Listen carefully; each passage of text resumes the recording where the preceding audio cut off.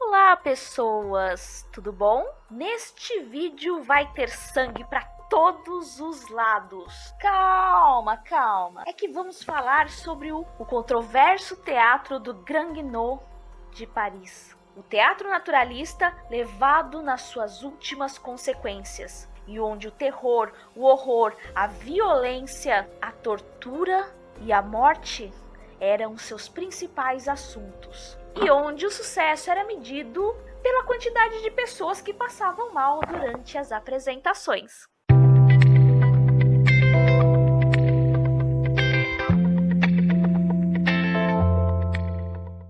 Antes de começar, eu vou deixar aqui bem claro que o meu francês e o meu chinês assim é muito parecido. Então, se eu pronunciar alguma palavra errada, eu já peço desculpas agora. Teatro do Grand Guignol significa literalmente o grande espetáculo de marionetes e herdou o nome do popular personagem de fantoches francês, o Guignol. Era onde o teatro realista mais indigesto se misturava ao melodrama vistoso. O teatro foi inaugurado em 1897 em uma antiga capela em Pigalle, um bairro de reputação duvidosa perto de Montmartre, ao lado do famoso Moulin Rouge. E esse teatro ficou especializado em um tipo de horror naturalista, com histórias macabras e sangrentas, de cunho sexual, muita violência, desmembramentos, torturas de horror gráfico e muito amoral. Em 1897, o dramaturgo francês Oscar Métier comprou o teatro para produzir livremente suas peças naturalistas. Começaram com peças curtas de um ato, intitulado Fatia da Vida, que retratavam a vida de pessoas comuns, os oprimidos da sociedade parisiense, os renegados. Mais uma adaptação de um conto de Maupassant, Mademoiselle Fifi,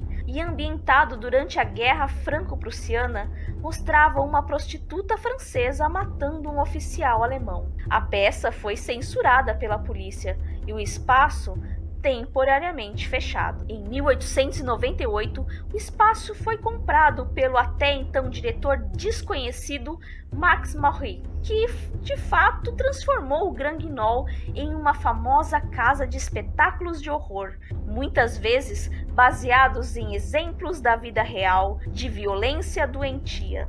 Muitas vezes, as histórias eram tiradas de reportagens de jornais da época, casos de depravações, violências e crimes de todo tipo. Vocês se lembram daquele famoso jornal, o Notícias Populares, que todos falavam? Eu não sei, é um jornalzinho meio antigo, mas eu tenho certeza que o pessoal mais antigo vai lembrar.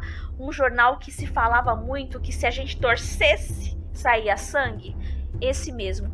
É como se fizéssemos hoje adaptações para os palcos das reportagens que saíssem nesse jornal, ou como se adaptassem para o teatro histórias daquele programa também que acabou faz acho que um pouco menos de tempo, o Linha Direta, que falava sobre pessoas que estavam sendo procuradas. Então era mais ou menos isso, o horror da vida real, o horror real comum do cotidiano era muito mais terrível do que histórias de monstros e fantasmas, e atraíam muito mais o público daquela época. Claro que salientando muito mais os atos de violência, de morte, de forma mais gráfica e muito mais realista. E para que isso acontecesse nos palcos de forma bem realista, estudos de técnicas de encenações e efeitos visuais eram realmente muito avançadas para a época.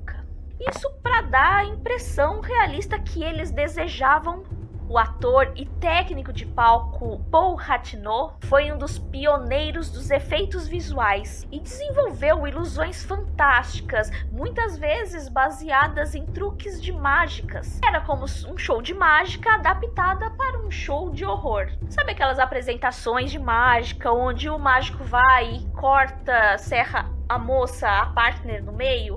Então era mais ou menos isso. Só que em vez de serrar a mulher no meio, aí eles colocavam um pouco mais de sangue, e cabeças eram cortadas, e braços, enfim. E sangue espirrado para todos os lados. Aliás, uma curiosidade é que o público que ficava à frente da plateia já sabia que com certeza ia sair com respingos de sangue artificial nas suas roupas e na sua cara. E sair com sangue na cara depois de uma apresentação era uma honra para quem foi assistir. E para aumentar a audiência das apresentações, eles espalhavam um boato, não sei se é boato ou verdade, de que muitas das apresentações, várias pessoas passavam mal durante as sessões e que para isso eles contrataram um médico próprio que ficava lá o tempo todo para atender e acudir as pessoas que passavam mal.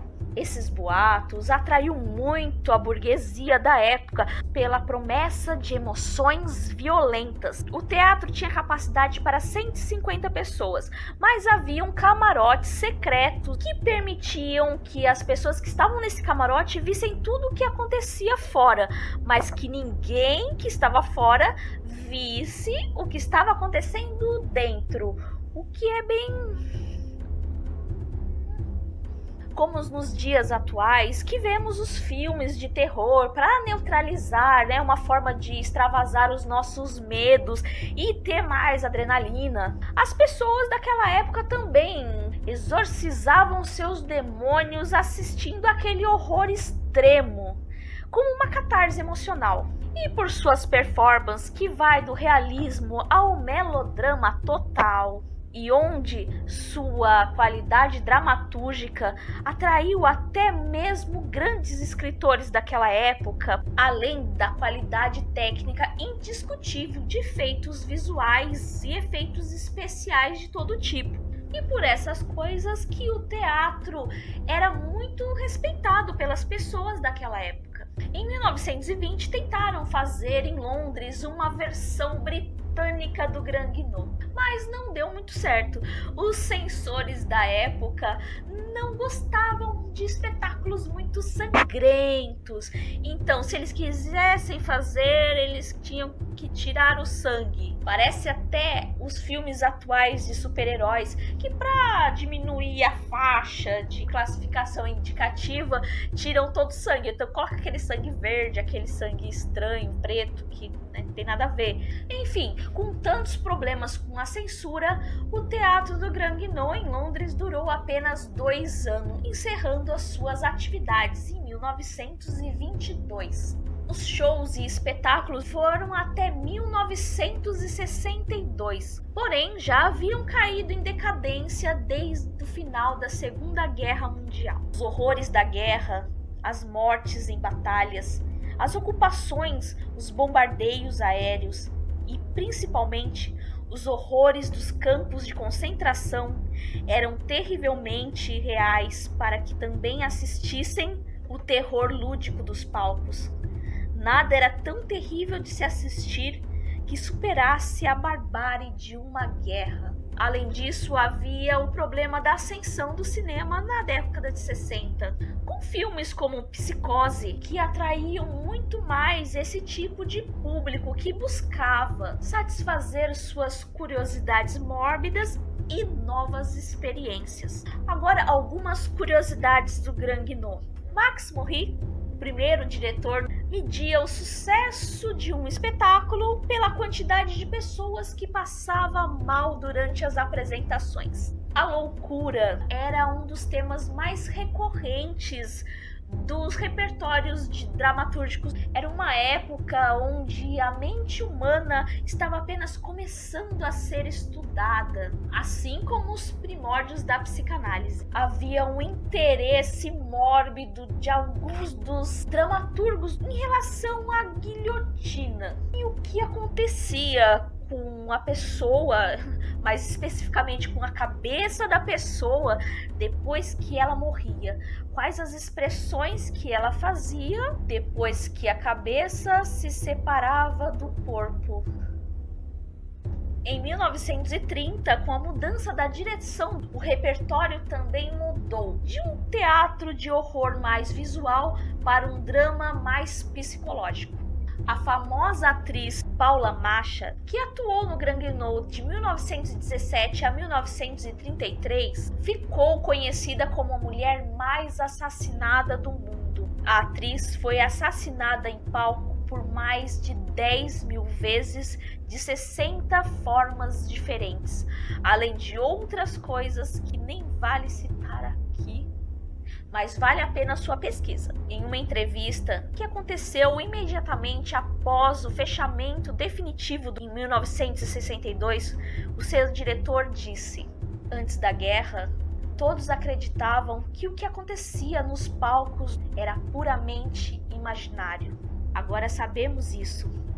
Essas coisas, e pior, todas elas são possíveis na vida real. E é isso, pessoas. Espero muito que vocês tenham gostado desse vídeo. Eu fiz ele com muito carinho, como um especial de Halloween. E também para informar vocês que existem muitas formas de expressão pelo mundo e que vale a pena conhecer a história do teatro mundial, por mais diferentes que sejam. Todos eles fazem parte dessa história tão rica e tão absolutamente diversificada. Espero muito que tenham curtido esse vídeo. Compartilhem com seus amigos que gostam de teatro, de história do teatro. Continuem pesquisando, estudando. Se inscrevam aqui neste canal. Dê o seu like. Muito obrigado por me ouvirem falar até agora e até o próximo vídeo.